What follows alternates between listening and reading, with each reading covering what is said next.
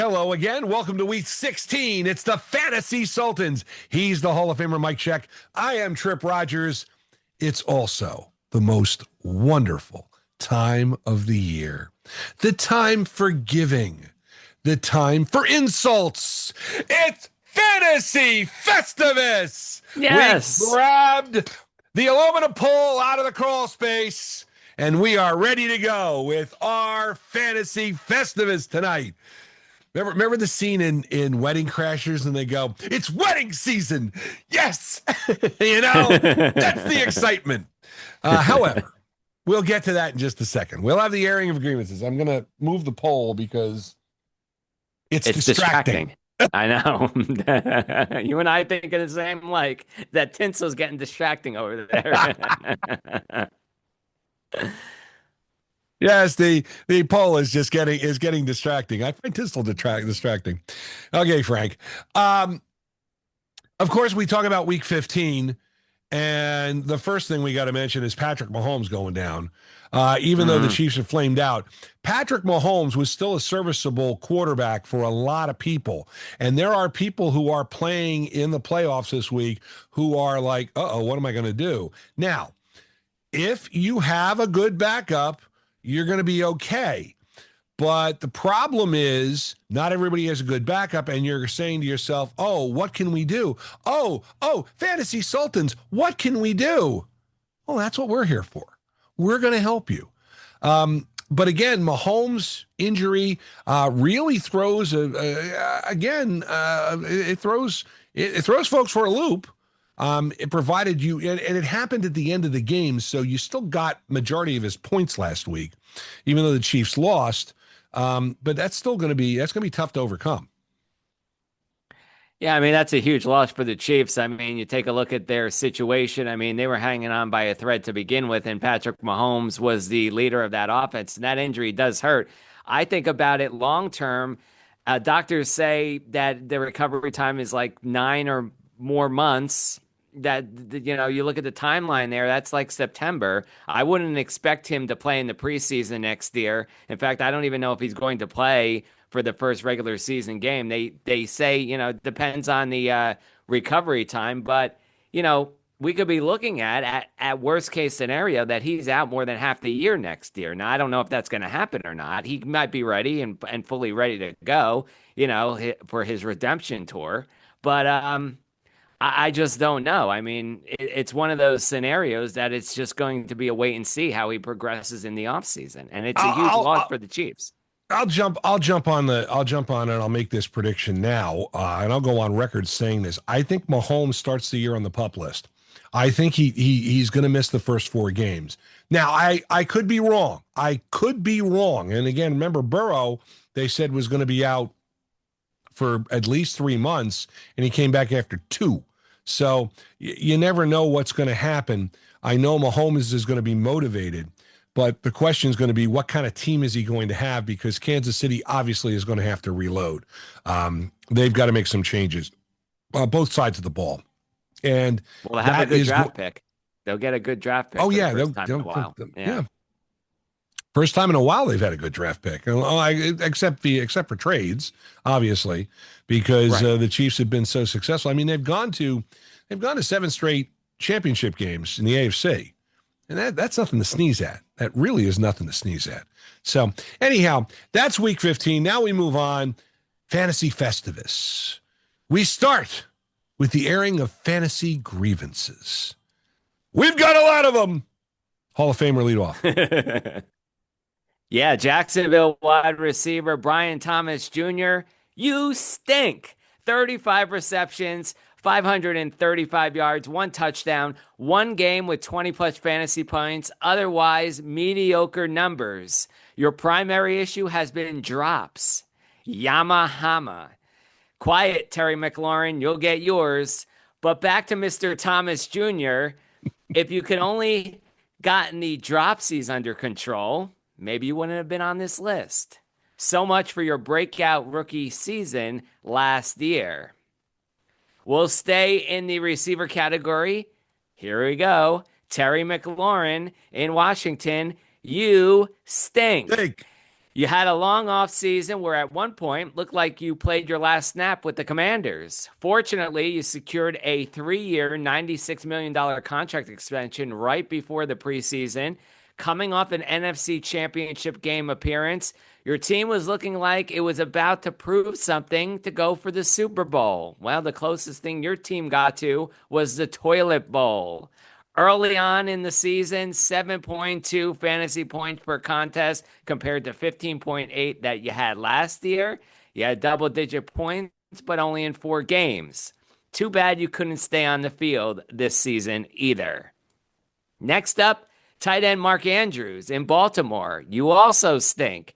You had just 3 games with double digit fantasy points this season, only found the end zone 5 times. Now, that may sound like it's a good number, but no, it really wasn't because Baltimore was a terrible offense. If I don't know what disappointing is, yeah, last year, look at it last year. Disappointing. Look at it the year before. Disappointing. Can you see a trend here? Disappointing. Disappointing. You've made the list of disappointments, yet somehow you just inked a 3-year extension with the Ravens for $39 million. Yeah, 3 years to do nothing. Uh, a donation has been put in your name to the Human Fund. Money for people. Mark Andrews. You got it. That's right. You stink. I got my fantasy compadre laughing over here. Listen, you always bring it for this. Okay, the grievances. Okay, first of all, Justin Jefferson, you stink. I had him in a league, and when crunch time came, nothing. Yep. And you can't sit there and blame it on your stinky quarterback. You can't. J.J. McCarthy, he wasn't even playing in that game. Justin Jefferson, you let me down. All I needed was a win against Stephanie, and I would have made the playoffs for the Sultans. But no, 3.1 points. Justin Jefferson, you let me down at the worst time. You stink. And you haven't really, you didn't really do great last week either. So, and even though you had J.J. McCarthy, McCarthy's throwing 3 touchdown passes. None of them go to Justin Jefferson. Ah. Nah. Geno Smith, you stink. Geno Smith traded from Seattle down to Las Vegas. Pete Carroll wants you. You got a team. You got a great tight end. You got a great running back. And then Geno Smith reverts to the same Geno Smith we saw with the NYJ and the NYG. He stinks. You stink. He's terrible. And I don't even recommend him if you need somebody this week. Don't bother. He's terrible. I'm at a loss here. I really am at a loss. He is terrible.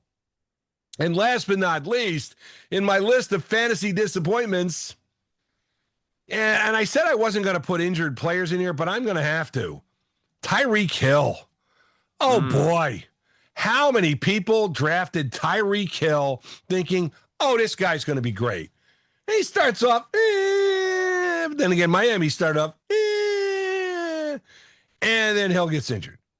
And it's like, really? Really? Tyreek Hill, you make my list of disappointments. These are the ways you've disappointed me this year. Hall of Famer never going to make the list of disappointments and grievances because there's no grievances with the Hall of Famer. He may have grievances. He may have grievances with his teams, but he is not going to make the list of grievances. By the way, speaking of the list of grievances, I have some news to report.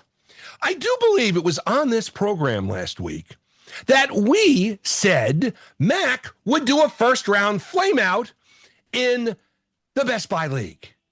And what happened? Mac did a first-round flameout in the Best Buy League. So this week, Mac's in the semifinals of the Sultans League. Guess what, buddy? Another first-round flameout. Here we go. Another flameout, bud. Just saying. Flameout time. course, I'm still in the running for seventh place, so we got to go for that seventh place, baby. All right, so we move on now to imports and Yeah. exports. And exports really, it doesn't matter this year, or No. at this point of the season, because we the idea here is you've gotten rid of the guys you don't need. Anybody who gets injured, such as Jaden Daniels has been shut down for the season, so you can get him off the roster.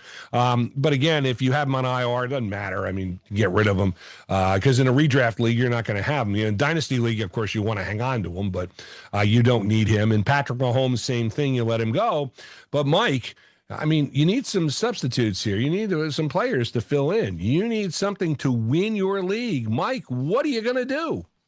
I'm going to give you four of them to grab. I'm going to start with Four. Michael. Four. Yeah, that's right. Count them four. Michael Carter in Arizona. He's a clear number one for the Cardinals. Bam Knight exited Sunday with an ankle injury, and Carter was bell cow volume.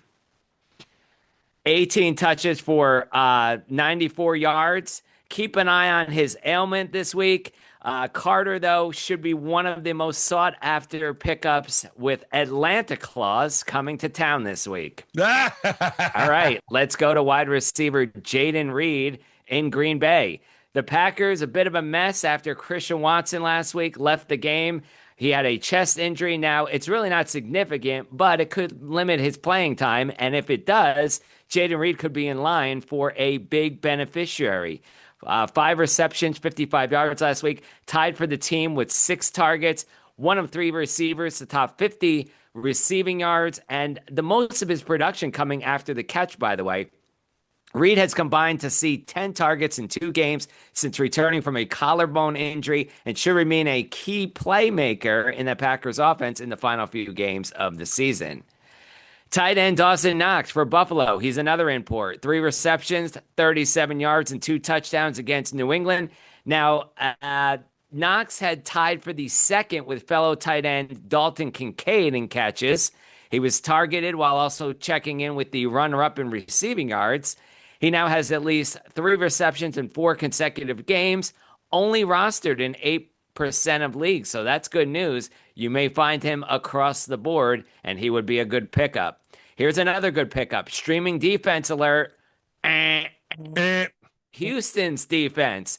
Yeah, they face Las Vegas, and you talked about Geno Smith. They're probably the worst team in the league right now. They got shut out by the good Eagles defense. And this week, they're like Willie Nelson. They're on the road again to play the actual best defense in the league. No, Las Vegas can't score negative points, although we wish they could. The Texans defense can give you a plethora of points to stuff your team's stocking this week. And that's my imports. How about yours? Well, it's funny you say that you can't give you negative points. You can with the quarterback. Yes. No, not with the quarterback, but the Tampa Bay defense got me -3 last week. Yeah. Just figured that was my big play of the week. I wanted to mention that real quick. All right. I'm gonna go defense too, and I'll start off with the New Orleans Saints. And here's why you say to yourself, the New Orleans Saints, don't they stink? Well, they continue to be overlooked on defense. They held the Panthers to 281 total yards and 17 points. They're 11th overall in defense. They held Bryce Young to 154 yards. That had to be very tough for the Hall of Famer since Carolina was controlling their own destiny. Well, not now. It looks as though that's 5 straight games, by the way, for New Orleans, holding an opponent under 190 and registering at least 1 turnover. Well, look for the 6th straight game coming this week. They play the NYJ. Brady Cook filling in a quarterback. The Jets have turned the ball over 3 times in back-to-back games. Cook sacked 9 times. Ideal matchup for the Saints squad that has won back-to-back games and could very well close out the season with 5 straight wins. Now, they'll play Tennessee next week. Titans offense is worse than the Jets. So if you're looking for a defense, you may want to pick up New Orleans. They would be a good grab, especially in the playoff run, because that could be the difference between winning and losing is a defense. All right, another import for me. I'm going to go Jalen Coker for the Carolina Panthers. Now, Jalen Coker, Mike has imported him at a time this year. He came off the bye to catch 4 targets for 60 yards and 1 touchdown in the loss to the Saints. Saints. It's been somebody that a lot of people have been talking about in fantasy. He has scored in back-to-back games, and he is a spot start for Tampa Bay. They've allowed the second most passing yards in the league, and also on in their secondary, they are very thin. Coker's fantasy appeal may fade a bit in week 17 since they take on the Seahawks, but Coker would be a guy who you need a wide receiver this week. He would be the guy to pick up, especially if you're looking at some injuries. Darius Slayton for the New York Giants. Now, Slayton has been the guy. I mean, we thought it was going to be Wan'Dale Robinson for the Giants, but Slayton had a season-high 10 targets against Washington, had tied Wan'Dale for the Giants' lead. He finished 1 yard behind. Slayton is second in the wide receiver core in terms of snap rate and target share. Sunday's matchup against the Vikings, they give up the fewest points to fantasy wide receiver, capping the upside for Slayton, but they play the Raiders in week 17, and that could be where the key is. You grab Darius Slayton now, you have him ready for week number 17. And that's championship week, by the way. All right, let's say you're crying the quarterback blues and you need a quarterback. Well, how about C.J. Stroud for the Texans? I remember last week on the Sunday with the Sultans show, he was one of my twofers. I said, Stroud is going to be one of the guys you got to watch. And I do believe I exported him last week because he had not played well. Well, I'm allowed to change my mind. Aren't I? Yes, I am. I'm allowed to change my mind. Second highest fantasy output of the season against the Cardinals, 260 yards, 3 touchdowns in the 40-20 win last week for the Texans. They've won 6 straight. Stroud started the last 3, so that's why I'm kind of, more hepped up on him. And the other thing is they play the Raiders this week. 75-yard offense in a shutout with the Eagles. They are the biggest favorite of the week, even though injuries to Woody Marks and Nick Chubb could mean the team passes a little more. Stroud, a viable streaming option, top 12 upside in week number 17. And those are our import-exports for this week on this week of Fantasy Festivus. So what were we thankful for this year in fantasy, Mike? I don't know, because we didn't do too well in the Sultans League. But we did well in that league. We're there. We're in the semifinals. Yeah, we're in the semifinals in the Rat League, so we got to be pretty happy about that. We didn't have the greatest record, but it doesn't really matter. We got in. We've been on the bubble in that league for multiple years and finally getting back into the postseason in that league. So, we got to be pretty happy about that. Yes, sir. I mean, I have to be pretty happy about my 2 running backs. I did pick up Montgomery. I also picked up Jahmyr Gibbs. Those have been good running backs to carry. Wide receivers, okay. I mean, not the greatest. Maybe that might be a weakness for my team in the Sultans League. And then again, Brock Purdy. I mean, he was injured at times, so that kind of costed me in that situation too. And you and I will kind of have our fantasy musings at the end of the season when we do our wrap up of sort of what did we learn in fantasy. We'll do that probably in January. We'll take a look at that. Did we learn anything? I don't know. I don't know. If we learned anything. We'll see if Mac learned anything. If he can get a win this week, then he probably learned something from the Sultans. Hey, listen, Christmas is going to be brutal for that boy. If he loses this week, because I'll be like, dude, you flamed out in both. Come on, man. And you listen to us. By the way, quick thankful. How about Lawrence, Trevor Lawrence? I mean, last week, if you had Trevor Lawrence starting, you were sitting there looking mighty good, and I have him on a couple of teams. He has been a revelation in terms of fantasy, and he's done really well. And how about Travis Etienne? He has had because Travis Etienne is one of these guys, and he's sitting on my roster. I'm going, do I really want to keep him? He's not doing well. And it rewarded the patience last week and had a big game. Of course, I had him on the bench, but that's beside the point. And I got to be thankful because the 2 ESPN freebies that I'm doing made it to the finals.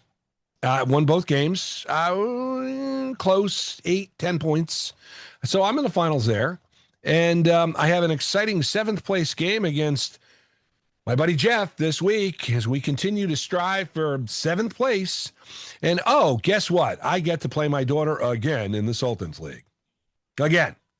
Again. Again. Again. Of course, Jeff texts me, and I text him and say, big game this week. And he goes, my team stinks. And I said, okay, so you'll win. Because that's the way it works for me. Because when your team stinks, you tell me your team stinks, going to win. We're rooting really hard for Caddy Bob this week in the playoffs, in the Sultans playoffs. And as somebody said to me, he's got a good squad. Caddy Bob and Pat have got something going in the Sultans League this week. And Brittany and Anthony, who they said they feel everybody's going to hate them because they could be on the verge of a repeat, 2 in a row. So, but they got, again, they've got a tough road to hoe. And of course, they give all the credit to their consultant.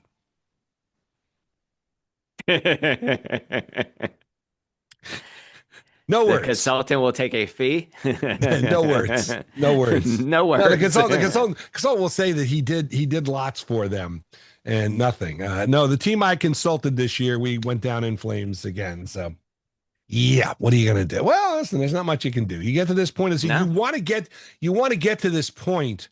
This is what it's all about. It's always disappointing if you lose, but at least to get here, that's part of what you're playing for. And that's part of the reason why you spend 15 minutes each week, 20 minutes listening to us to give you the insight. We give you the knowledge. We have the poll. We have the Fantasy Festivus. We celebrate Fantasy Festivus, a Festivus for the rest of us. Fantasy football. Also, real quick, don't forget games on Saturday.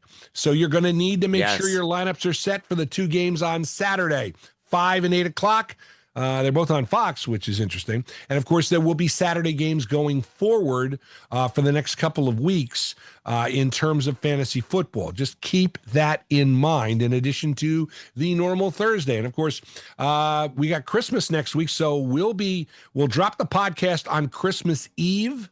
That'll be that morning because we're going to obviously have to get everything going with that because if you are in a championship, you're going to need to set your lineup because there'll be 3 big games on Christmas Day. And of course, although as they were saying, the Christmas matchups may have lost some of its luster.